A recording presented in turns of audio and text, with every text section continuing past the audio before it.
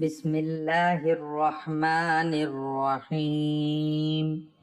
حضرت محمد صلی اللہ علیہ وآلہ وسلم کے پاس حضرت جبرائیل آئے اور خوشخبری سنائی کہ جو یہ تسبیح پڑھے ان کے ماں باپ کے گناہ مٹ جاتے ہیں، دوسری مرتبہ پڑھے قبر کا عذاب نہیں ہوتا، تیسری مرتبہ پڑھے جنت میں سونے کا محل مل جاتا ہے۔ وہ چھوٹی سی تسبیح یہ ہے۔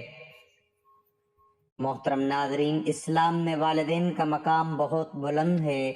قرآن و حدیث میں بارہا والدین کے ساتھ حسن سلوک، ان کی خدمت اور ان کے لیے دعا کی تلقین کی گئی ہے۔ والدین خواہ اس دنیا سے رخصت ہو چکے ہوں یا زندہ ہوں، ان کے لیے دعائے مغفرت، صدقہ جاریہ اور نیک اعمال کے ذریعے ان کو فائدہ پہنچانا اولاد کی سب سے بڑی ذمہ داری ہے۔ خاص طور پر قرآن پاک کی تلاوت والدین کی مغفرت اور ان کے درجات کی بلندی کا بہترین ذریعہ ہے۔ ہمارا آج کا وظیفہ ایسی تسبیح پڑھنے کا عمل ہے جس کے پڑھنے سے اس کے ماں باپ کے گناہ مٹ جاتے ہیں۔ اگر دوسری مرتبہ اس کی تلاوت کی جائے تو قبر کا عذاب نہیں ہوتا، اور اگر تیسری مرتبہ پڑھ لے تو جنت میں سونے کا محل مل جاتا ہے۔ تو اس تسبیح کے بارے میں جاننے کے لیے آپ سے گزارش ہے کہ ویڈیو کو مکمل دیکھیے گا، تاکہ اولاد ہونے کی ذمہ داری کو پورا کرتے ہوئے آپ اپنے والدین کے گناہ معاف کرا سکیں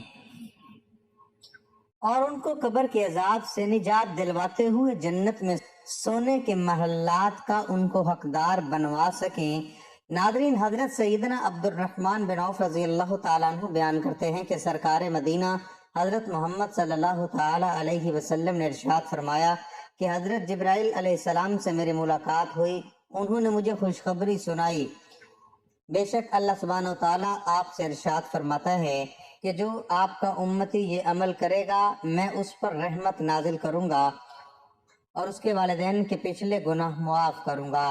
میرا امتی دوبارہ یہ عمل کرے گا تو اللہ فرماتا ہے میں اس پر سلامتی نازل کروں گا اور ان کی اولادوں کو سلامتی اور مرتے وقت آسانیاں عطا کروں گا اور جنت میں محل عطا کروں گا۔ اس پر آپ صلی اللہ تعالیٰ علیہ وسلم نے اللہ سبحانہ وتعالیٰ کی بارگاہ اقدس میں سجدہ شکر ادا کیا، کیونکہ عمل سے جہنم سے دوری ہوتی ہے اور جنت پاس آ جاتی ہے، وہ عمل یہ ہے۔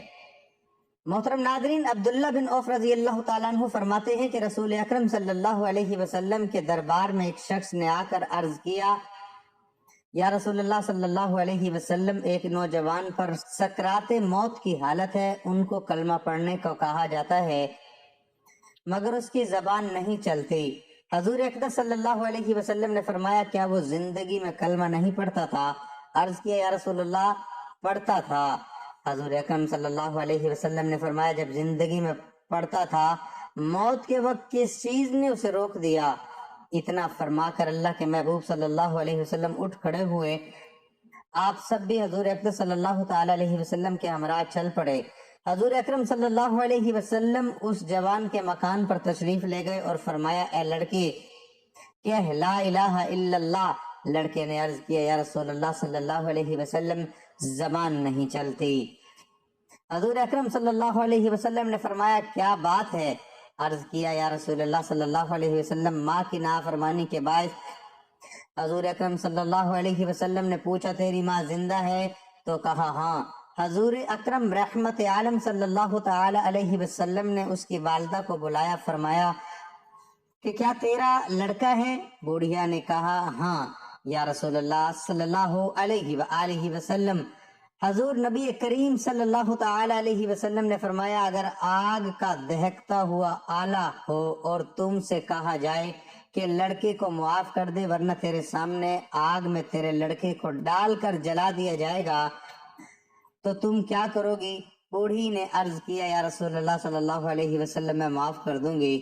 سرکار مدینہ صلی اللہ علیہ وسلم، سرکار مدینہ حضرت محمد صلی اللہ تعالی علیہ وسلم نے فرمایا تو سن لے دنیا کی آگ سے کہیں زیادہ سخت جہنم کی آگ ہے کہ اپنے لڑکے کو جہنم کی بھڑکتی ہوئی آگ اور اس کے دہکتے ہوئے انگاروں میں جلتا ہوا پسند کرے گی۔ बुढ़िया की ममता जोश में आ गई। अर्ज किया, या रसूलुल्लाह सल्लल्लाहु अलैहि वसल्लम, मैं हजूर अक़दस सल्लल्लाहु ताला अलैहि वसल्लम को गवाह बनाती हूँ कि मैंने अपने लख्ते जिगर नूर नजर को माफ कर दिया है और उससे राजी हो गई हूँ। सरकार मदीना सल्लल्लाहु ताला अलैहि वसल्लम ने जवान से कलमा पढ़ने को फरमाया। फौरन उसकी जबान खुल गई और पूरा कलमा तय्यबा ला इलाहा इल्लल्लाहु मुहम्मदुर रसूलुल्लाह पढ़ा। हजूर नबी अक़दस सल्लल्लाहु ताला अलैहि वसल्लम ने फरमाया, अल्लाह का फजल है कि मेरी वजह से एक लड़का जहन्नुम के दर्दनाक अजाब से निजात पा गया।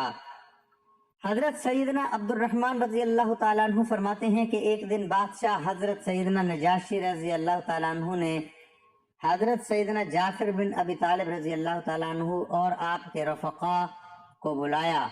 जब वो बादशाह के पास आए तो देखा कि बादशाह एक घर में फटे पुराने कपड़े पहने जमीन पर बैठा है।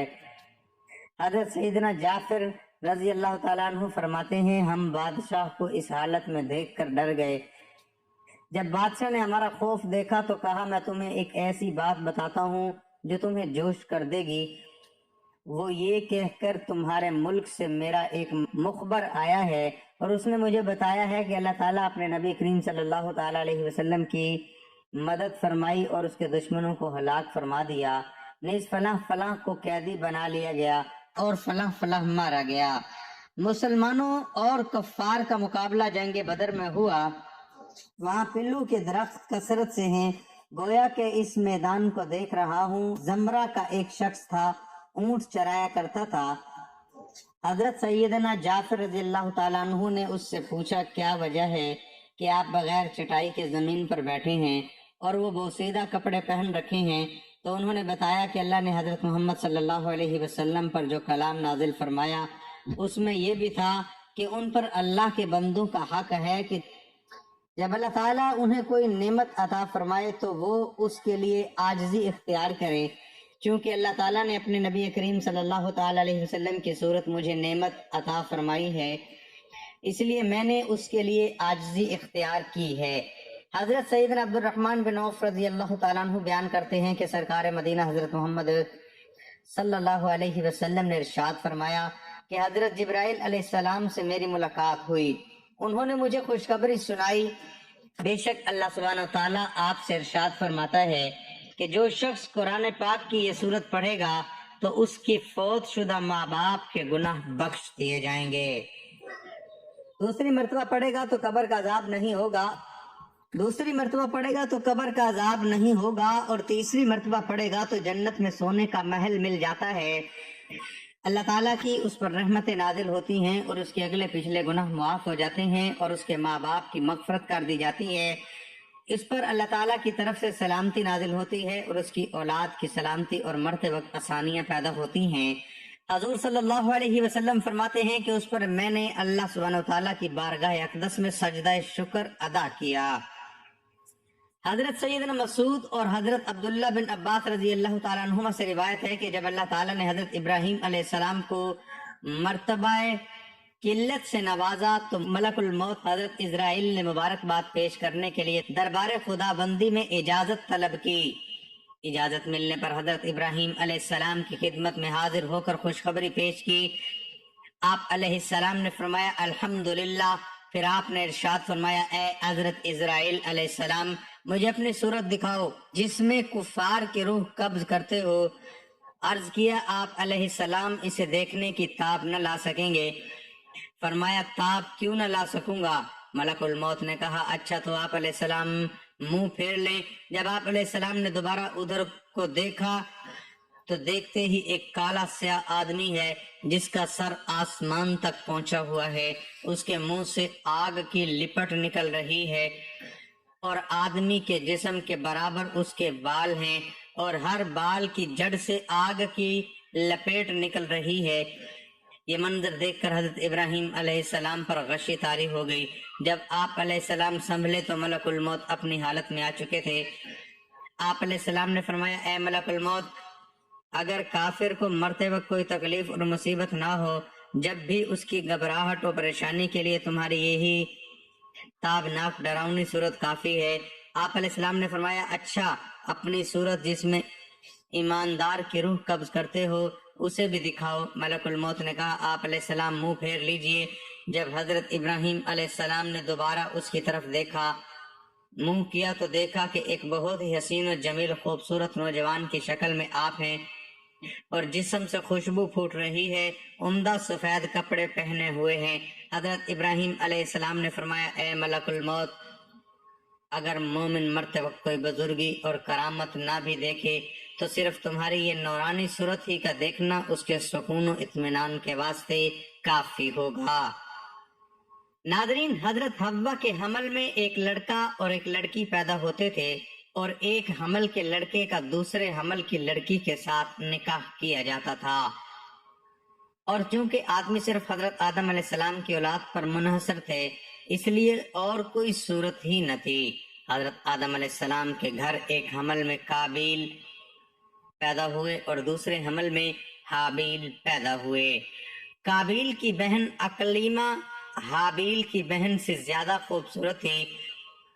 حضرت آدم علیہ السلام نے اسی دستور کے مطابق قابیل کا نکاح کرنا چاہا تو قابیل کے ساتھ پیدا ہوئی تھی، اور حابیل کا نکاح اقلیمہ سے جو قابیل کے ساتھ پیدا ہوئی تھی کرنا چاہا۔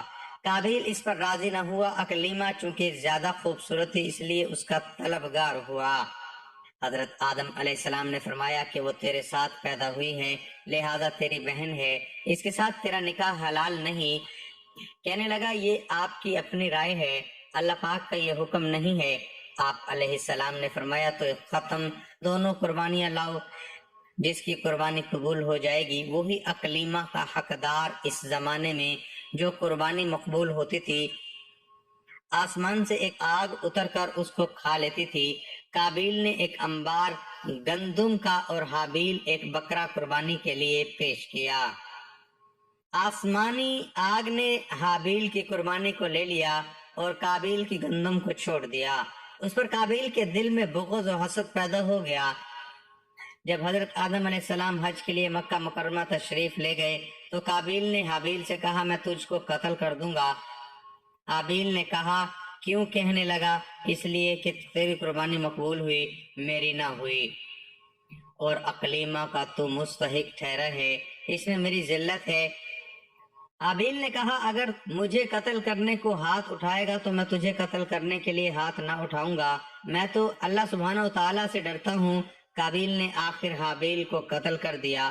پھر وہ اس قتل کو چھپانے کے لیے حیران ہوا کہ لاش کو کیا کرے، کیونکہ اس وقت تک کوئی انسان مرا ہی نہ تھا۔ اس نے دور تک لاش کو اپنے پیٹھ پر لادا، پھر تو اللہ نے اسے دو کوے دکھائے، دونوں آپس میں لڑ پڑے، ان میں سے ایک نے دوسرے کو مار ڈالا۔ پھر زندہ کوے نے اپنی چونچ اور پنجوں سے زمین کو کورید کر گڑھا کھودا اور اس میں مردے کوے کو ڈال دیا اور اس پر مٹی ڈال دی۔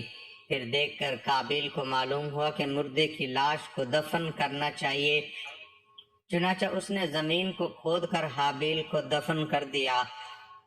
حضرت ابراہیم علیہ السلام کے دو بیویاں تھیں، پہلی کا نام سارہ اور دوسری کا نام ہاجرہ تھا۔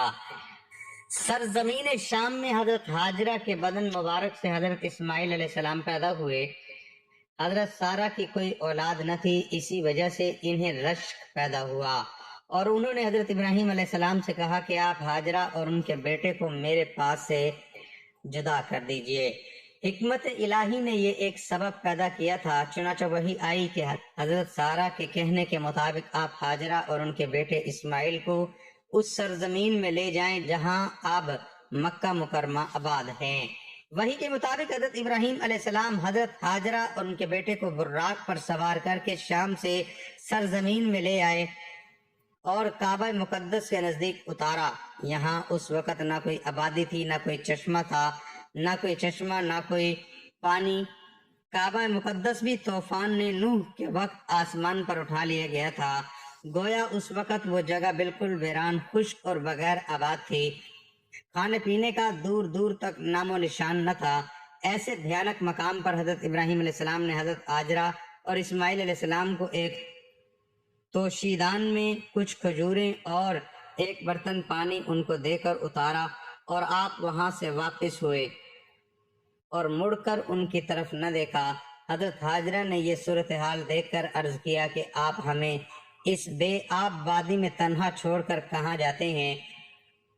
آپ علیہ السلام نے کچھ جواب نہ دیا۔ حضرت ہاجرہ نے پھر پوچھا کہ کیا اللہ نے آپ کو اس کا حکم دیا ہے؟ آپ علیہ السلام نے فرمایا ہاں۔ اس وقت آپ کو اطمینان ہوا۔ حضرت ابراہیم علیہ السلام چلے گئے۔ حضرت ہاجرہ اپنے فرزند اسماعیل کو گود میں لے کر بیٹھ گئی اور پانی بھی ختم ہو گیا اور پیاس کی شدت غالب آئی تو دودھ پلانے لگی۔ جب دودھ کم ہو گیا، پیاس کی شدت سے اپنے فرزند کا حلق سوکھا دیکھ کر پانی کی تلاش میں صفا مروہ کی یہ دو پہاڑیوں کے دامن میں ہے، صاحبزادہ شریف کا حلق بھی خشک ہو گیا تو آپ پانی کے واسطے دونوں پہاڑوں کے درمیان 7 مرتبہ ادھر دوڑیں، یہاں تک کہ حضرت اسماعیل علیہ السلام کے قدم مبارک مارنے سے اس خشک زمین سے پانی نکل آیا جو آج تک زمزم کے نام سے مشہور ہے۔ اتفاق وہاں سے ایک قبیلہ جرہم کا گزر ہوا۔ انہوں نے دور سے ایک پرندہ دیکھا۔ وہ حیران ہوئے کہ اس خشک وادی میں پرندہ کیسا، شاید کہیں پانی کا چشمہ نمودار ہوا ہے۔ چنانچہ وہ اس طرف ہوئے، دیکھا ایک پانی کا چشمہ جاری ہے اور ایک نورانی شکل کی عورت اپنی گود میں بچہ لیے تنہا بیٹھی ہے۔ یہ منظر دیکھ کر وہ حیران رہ گئے۔ ندا آئی کہ یہ جرہم کے بچے، اے بوڑھوں، اور اس کی گود میں بچہ جو لیٹا ہے یہ پیغمبر ہے، اور یہ عورت پیغمبر کی بیوی ہے، یہ پیغمبر کا بیٹا ہے۔ یہ دیکھ کر سن کے قبیلے والوں نے حضرت ہاجرہ سے وہاں پانی لینے اور رہنے بسنے کی اجازت چاہی۔ جو آپ نے اجازت دے دی، وہ لوگ وہاں رہ لیے، اور حضرت اسماعیل علیہ السلام جوان ہوئے تو ان لوگوں نے آپ علیہ السلام کی صلاح تقوی کو دیکھ کر اپنے خاندان میں ان کی شادی کر دی۔ یہی وہ جگہ ہے جہاں کعبہ شریف میں حج کرنے جاتے ہیں۔ اللہ تبارک و تعالیٰ سے دست ادب دعا ہے اللہ تعالیٰ ہم سب کو نیک عمل کرنے کی توفیق عطا فرمائے اور پیغمبروں کے نقش قدم پر چلنے کی توفیق دے، آمین ثم آمین۔ تو ناظرین محترم، وقت کی نزاکت کو مد نظر رکھتے ہوئے چلتے ہیں آج کے عمل کی جانب کہ آپ نے کون سی تسبیح پڑھنی ہے جس کے پڑھنے سے اس کے ماں باپ کی مغفرت و بخشش کرتی جاتی ہے، ان کے اگلے پچھلے گناہ معاف کر دیے جاتے ہیں، دوسری مرتبہ پڑھنے سے اس پر قبر کا عذاب نہیں ہوتا، اور تیسری مرتبہ پڑھنے سے جنت میں ان کے سونے کے محل عطا کیے جاتے ہیں۔ تو جو شخص روزانہ یہ تسبیح پڑھے گا اس کے والدین کی بخشش کر دی جائے گی، اس کے لیے آسانیاں پیدا کرتی جائیں گی اور جنت میں گھر عطا کیا جائے گا۔ یہ تسبیح آپ کسی بھی وقت پڑھ سکتے ہیں، نہ وقت کی کوئی پابندی ہے نہ ہی جگہ کی، آپ کو جب جہاں جیسے وقت مل جائے آپ یہ تسبیح پڑھ سکتے ہیں۔ اس کے لیے سب سے پہلے آپ نے درود پاک پڑھنا ہے۔ درود پاک آپ کوئی سا بھی پڑھ سکتے ہیں، ایک مرتبہ ثواب کی نیت سے میرے ساتھ بھی درود پاک پڑھ لیں۔ اللہم صلی علی محمد وعلی آل محمد کما صلیت علی ابراہیم وعلی آل ابراہیم انک حمید مجید۔ اللہم بارک علی محمد وعلی آل محمد کما بارکت علی ابراہیم وعلی آل ابراہیم انک حمید مجید۔ درود پاک پڑھنے کے بعد آپ نے یہ کلمات پڑھنے ہیں: اللہم رب اغفر لی ولوالدی ولأہلی وللمؤمنین والمؤمنات والمسلمین والمسلمات الاحیاء منہم والاموات۔ درود پاک پڑھنے کے بعد آپ نے یہ کلمات 11 بار پڑھنے ہیں۔ اس سے آپ کے والدین اور تمام مومن و مومنات اور مسلمین و مسلمات کے گناہ بخش دیے جائیں گے، تو آپ کے ماں باپ کو جنت میں محلات عطا کیے جائیں گے۔ یہ کلمات 11 مرتبہ پڑھنے کے بعد آپ نے 11 مرتبہ ہی پہلا کلمہ پڑھنا ہے: لا الہ الا اللہ محمد الرسول اللہ۔ حضرت ابو دردہ رضی اللہ تعالیٰ عنہ فرماتے ہیں کہ میں نے اللہ کے رسول صلی اللہ علیہ وسلم کو یہ فرماتے ہوئے سنا: جو شخص مومن مرد اور مومن عورتوں کے لیے ہر روز 27 یا 25 مرتبہ دونوں میں سے کوئی ایک عدد فرمایا مغفرت طلب کرتا ہے، وہ ان لوگوں میں سے ہو جاتا ہے جن کی دعا قبول کی جاتی ہے اور جن کی برکت سے زمین والوں کو رزق دیا جاتا ہے۔ नाज़रीन, दरूद पाक पढ़ने के बाद जो कलिमात आपको बताए हैं, इनको 11-11 मरतबा पढ़ने के बाद आपने कुरान पाक की सूरत यासीन की तिलावत करनी है। सूरत यासीन को कल्बुल कुरान यानी कुरान का दिल कहा गया है। इस सूरत की तिलावत मर्दों के लिए इसाले सवाब के लिए बहुत मौसर मानी गई है। अहादीस मुबारका में आता है कि जो शख्स सूरत यासीन को अल्लाह की रजा के लिए पढ़े उसकी मगफरत कर दी जाती है। वालिदैन की मगफरत के लिए सूरत यासीन को सुबह के वक्त या इशा के बाद रोजाना पढ़ना बहुत मौसर है। अगर कोई शख्स वालिदैन की मगफरत के लिए रोजाना या हफ्ता वार इस सूरत की तिलावत को मामूल बना ले तो उनके लिए सदका जारिया बन सकता है। इस अमल को आप वुजू की हालत में करें। बावुजू हालत में आप इस अमल को किसी भी वक्त कर सकते हैं। आप सुबह की नमाज के बाद पढ़ना चाहें तब भी पढ़ सकते हैं। आप ज़ोहर, असर, मगरिब या इशा की नमाज के बाद जब आपको वक्त मिल जाए आपने इस अमल को लाजमी करना है और कुरान पाक की इस सूरत की तिलावत करके वालिदैन की रूह को एसाल कर देना है। इस सूरत को आप कम से कम 3 मरतबा लाजमी पढ़ें। अगर आप एक ही वक्त में इसको 3 मरतबा नहीं पढ़ सकते तो आप मुख्तलिफ औकात में भी इस अमल को 3 मरतबा कर सकते हैं कि जिसमें दरूद पाक पढ़कर बताए गए कलिमात 11-11 मरतबा पढ़कर 1 मरतबा सूरत यासीन की तिलावत कर सकते हैं, क्योंकि कुरान पाक की तिलावत वालिदैन के लिए बेहतरीन तोहफा है। ये उनके लिए नूर, मगफरत और बुलंदी दर्जात का जरिया बनती है। जो औलाद अपने वालिदैन के लिए कुरान पढ़ती हैं अल्लाह ताला उस पर भी खास रहमत फरमाता है।